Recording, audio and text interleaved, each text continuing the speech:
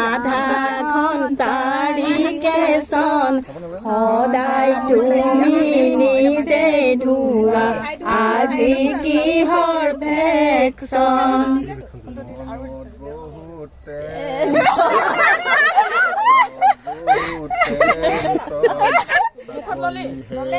পামে নাই মই কিবা পেঞ্চন